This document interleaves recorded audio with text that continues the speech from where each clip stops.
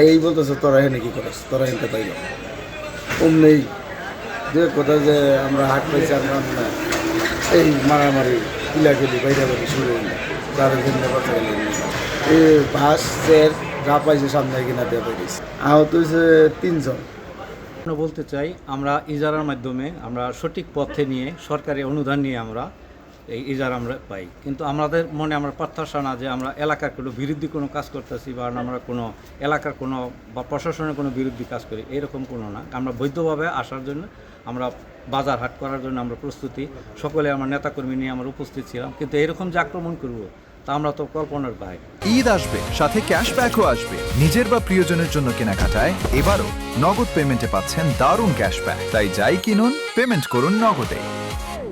আমরা আসলে আজকে সাভার থানা, সাভার উপজেলাতে আমরা দরপত্র দিয়েছিলাম, দরপত্র খোলা হয়।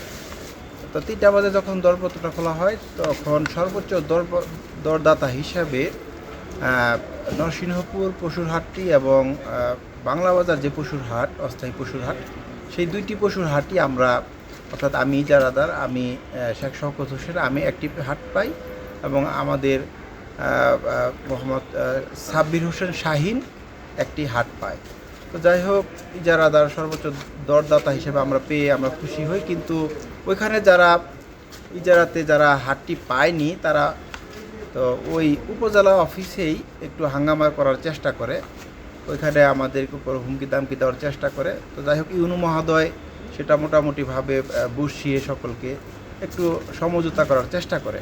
তা আমরা ভেবেছিলাম যে তারা হয়তো বা সমঝোতায় এসেছে বা তারা হয়তো বা সমস্যা করবে না।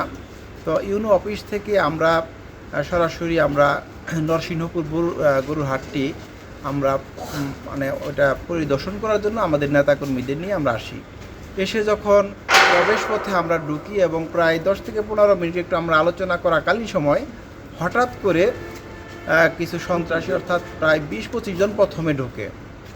তো আমরা তাদের অনেককেই চিনতে পেরেছি এবং আমরা দেখেছি যে তারা ওই ইজারা দেওয়ার সময় যারা ইজারা পায়নি তাদেরই অনেক লোক, এবং তারাও পিছন থেকে তাদেরকে ইন্ধন দিয়ে, তাদেরকে হুকুম দিয়ে আমাদের উপর আক্রমণ করার জন্য তারা বলছে।